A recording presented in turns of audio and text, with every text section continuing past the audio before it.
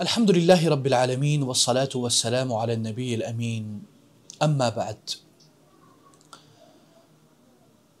قال رسول الله صلی اللہ علیہ وسلم یسروا ولا تعسروا کہ لوگوں کے لیے اس دین میں آسانی ہے اور آسانی پیدا کرو، ولا تعسروا اور ان کے لیے مشکلات اور دین کو عسیر اور مشکل مت بنائیو۔ الحمدللہ ہمارا خوبصورت دین اسلام بہت ہی صاف، شفاف، پاک دین ہے اور کلیئر دین ہے، اور اس دین میں کوئی چھپی چھپائی باتیں نہیں ہوتی،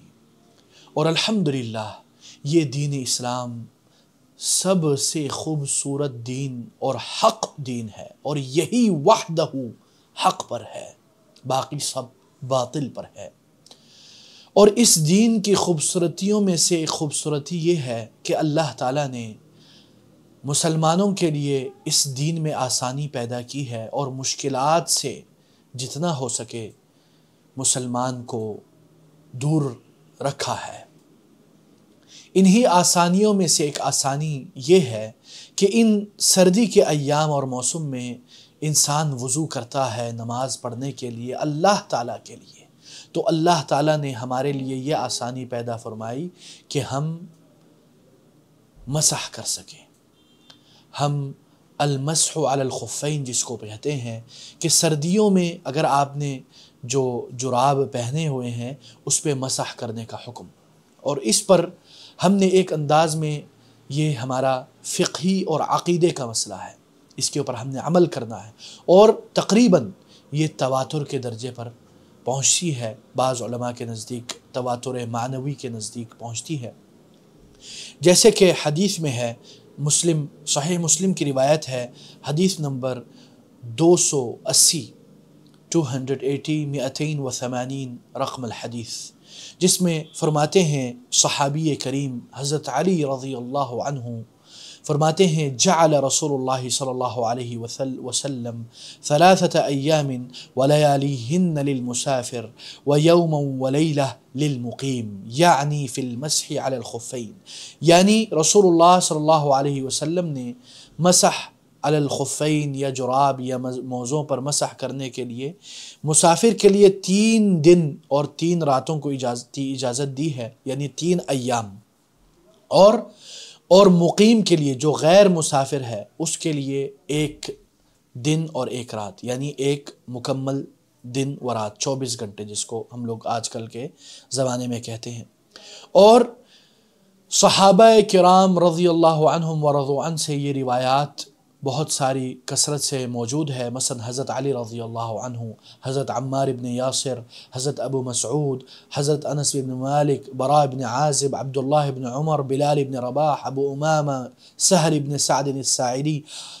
اور حضرت عمر بن خطاب و ابن عباس رضی اللہ عنہم اجمعین، ان سب سے یہ روایات موجود ہے۔ اور امام احمد بن حنبل رحمہ اللہ فرمایا کرتے تھے، جیسے کہ مجموع الفتاوی میں ہے، کہ مسح کے بارے میں میرے دل میں کوئی شک نہیں، کیونکہ اس سلسلے میں 40 سے زائد صحابہ نے روایتیں کی ہیں۔ یہ امام اہل سنت والجماعہ،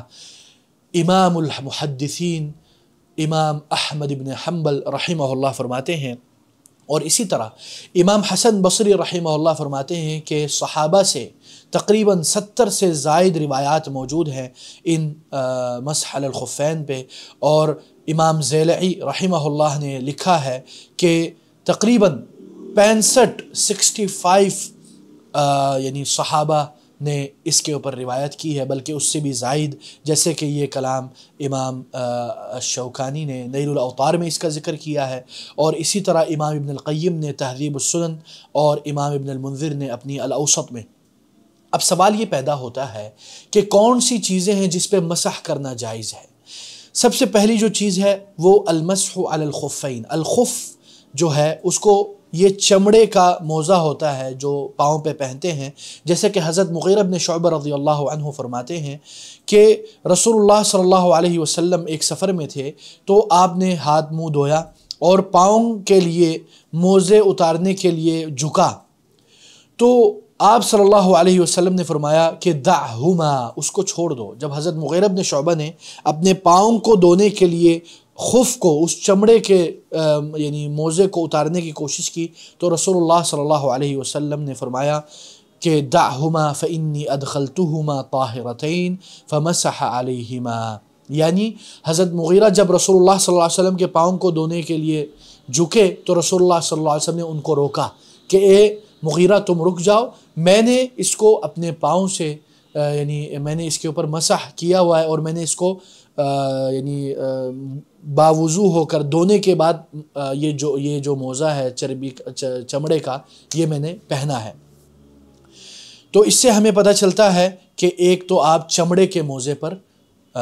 مسح کر سکتے ہیں۔ یہ جو حدیث میں نے آپ کو جو روایت کر کے بتائی، یہ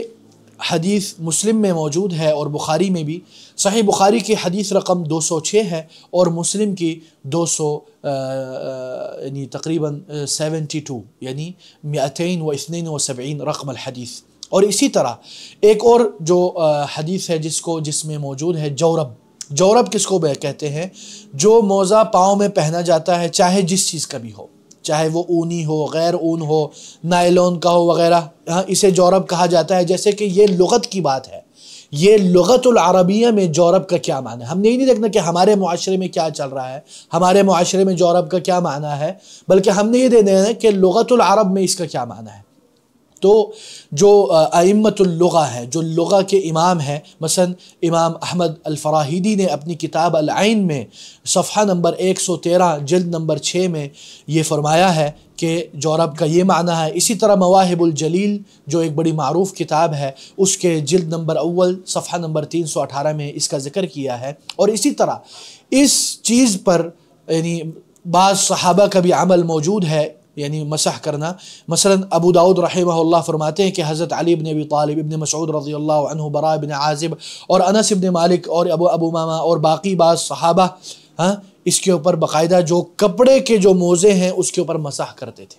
ٹھیک ہے نا۔ یہ آپ صحیح ابی داؤد حدیث نمبر 160 میں دیکھیں، اور اسی طرح جو شرح ہے بذل المجہود، اس کے جلد نمبر 1 صفحہ نمبر 21 میں دیکھ سکتے ہیں۔ اسی طرح امام شوکانی نے ابن سید الناس کر کے ایک بڑے عالم دین ہیں، ان کا ذکر کیا ہے کہ انہوں نے اور صحابہ کا بھی ذکر کیا ہے۔ تو اس سے ہمیں پتہ چلتا ہے کہ اس پر مسح کرنا جائز ہے، اور عدم مسح پر یعنی مسح نہیں کرنے پر کسی صحابی کا قول منقول نہیں ہے، بلکہ بعض علماء اس پر اجماع کا بھی ذکر کرتے ہیں، اور بلکہ بعض صحابہ اور تابعین کے نزدیک کپڑے کے موزے اور چمڑے کے موزے پر مسح کرنے کی رخصت میں کوئی فرق نہیں کرتے، ٹھیک ہے نا، بلکہ دونوں کے مساوی، دونوں کو برابر سمجھتے ہیں، چاہے وہ چمڑے کا ہو یا کپڑے کا ہو، اس کے اوپر وہ فرق نہیں کرتے۔ اسی لیے امام ابن قدامہ رحمہ اللہ بہت بڑے ائمہ میں سے ہیں، وہ فرماتے ہیں لأن الصحابة رضی اللہ عنہم مسحوا على الجوارب ولم يظهر لهم مخالف في عصرهم فكان اجماعا، یعنی یہ جو جورب پر مسح کرنا ہے یہ ایک اجماعی مسئلہ ہے ایک انداز میں۔ اسی طرح ہم آگے چلتے ہیں، اور سوال یہ بھی یاد رکھیں کہ اس کے اوپر بہت سارے تابعین کا بھی عمل ہے، جیسا کہ حضرت عبداللہ بن عمر رضی اللہ عنہ فرماتے تھے، ٹھیک ہے نا، انہوں نے فرمایا کہ جورب یعنی جو کپڑے کے موزے پر مسح کرنا خف یعنی چمڑے کے موزے پر مسح کرنے جیسا ہی ہے۔ یہ مصنف ابن ابی شیبہ حدیث کی کتاب ہے، حدیث نمبر 1994 یعنی 1994 رقم الحدیث ہے، 1994 حدیث نمبر ہے۔ اس کو علماء نے اس کی سند کو حسن قرار دیا ہے۔ اسی طرح ازرق ابن قیس رحمہ اللہ فرماتے ہیں کہ حضرت انس بن مالک رضی اللہ عنہ انہوں نے بھی اس میں اس کا ذکر کیا ہے، اور انہوں نے کہا کہ یہ دونوں جو کپڑے پر مسح کرنا اور اون پر مسح کرنے کے بارے میں ان کے ایک شاگرد نے پوچھا، تو انہوں نے بولا ان دونوں میں فرق بس اتنا ہی ہے کہ یہ موزہ چمڑے کا ہے، یہ موزہ اونی کا ہے، یہ موزہ کپڑے کا ہے۔ اور یہ جو حدیث ہے یہ